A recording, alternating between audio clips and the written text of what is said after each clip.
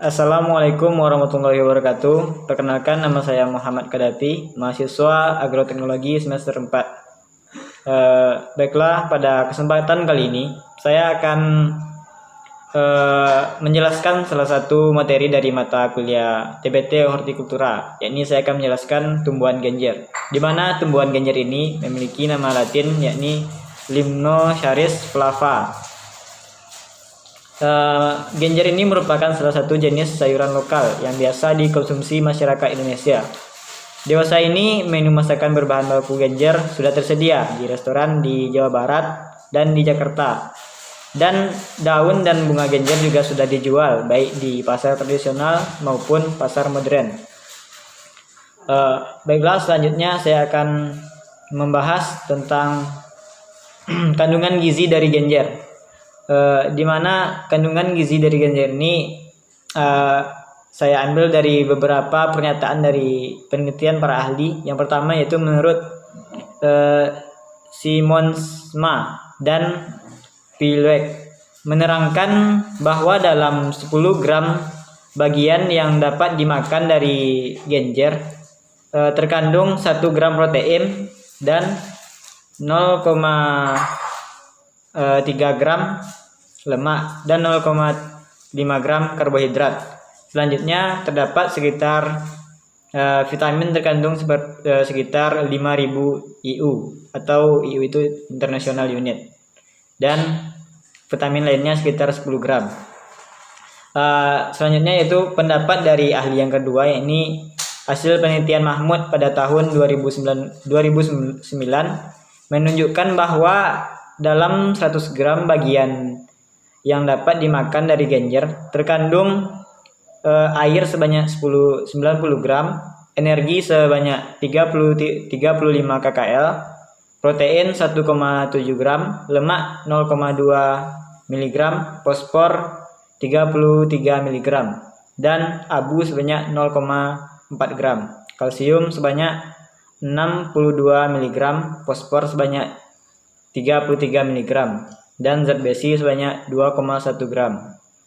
Karotennya terdapat sekitar totalnya 3800 UG dan tiamin 0,07 mg, dan yang terakhir yaitu vitamin C terdapat sebanyak 54 gram. Baiklah, selanjutnya saya akan menjelaskan asal penyebaran dari genjer ini, di mana genjer ini awalnya berasal dari benua Amerika. Dari benua Amerika ini kemudian menyebar ke Asia dan Afrika, lalu ke Australia. Itu penjelasan singkatnya. Kemudian saya akan menjelaskannya lebih sedikit detail, di mana genjer ini keberadaannya di Indonesia terdokumentasi sejak tahun 1866 sebagai tanaman ornamental akuatik di Kebun Raya Bogor. Bila dilihat dari area penyebarannya, tanaman ini cenderung beradaptasi dengan baik pada lingkungan beriklim hangat. Penyebaran atau pemancaran genjer dapat terjadi secara generatif dan vegetatif. Pemancaran secara generatif terjadi melalui perantara air dengan tahapan sebagai berikut. Buah genjer yang telah masak akan jatuh ke air dan terbawa aliran air yang ke tempat yang baru. Mengingat biji tersebut bisa memiliki masa dorman yang panjang, maka dimungkinkan bagi tanaman ini dapat memancar ke suatu tempat yang jauh. Baiklah, selanjutnya saya akan membahas tentang lingkungan tumbuh dari tanaman genjer ini, di mana tanaman genjer dapat tumbuh pada lingkungan yang berlumpur, kemudian juga pada lingkungan yang subur dan jenuh air. Pada lingkungannya, tanaman genjer ini berasosiasi dengan beberapa tumbuhan lainnya, diantaranya Salvinia molesta, Eichhornia crassipes, Pistia stariotes, dan Monocoria vaginalis. Selanjutnya saya akan membahas morfologi dari tanaman genjer ini, di mana tanaman genjer ini dibagi menjadi dua jenis dari tipe perawakannya, di mana ada dua tipe, ini tipe yang berperawakan kecil dan berperawakan besar. Dan pada tipe berperawakan kecil ini dibagi menjadi dua jenis lagi, yakni ada yang memiliki anakan dan selanjutnya ada juga yang tidak memiliki anakan. Dan saya akan menjelaskan morfologi dari genjer ini, di mana genjer ini memiliki daun dan anakannya, daunnya seperti daun eceng gondok dan bunganya seperti biasanya lebih normal. Baiklah, selanjutnya saya akan menjelaskan pertumbuhan dan perkembangan dari tanaman genjer ini, di mana tanaman genjer ini termasuk tanaman yang mudah berbunga dan jumlah bunganya dalam satu pembungaan dapat mencapai 2-6 bunga. Namun dalam satu pembungaan hanya satu bunga mekar per harinya.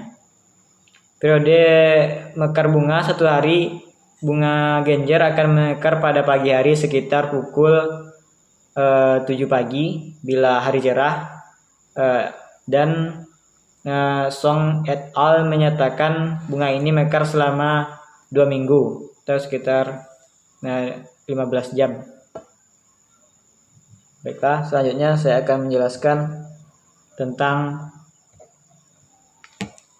budidayanya, di mana tanaman genjer ini bisa dalam pembudidayaannya dibagi menjadi dua jenis, yakni yang pertama dibudidayakan upaya budidaya yang dilakukan oleh petani, yang selanjutnya budidaya genjer di dalam bak plastik.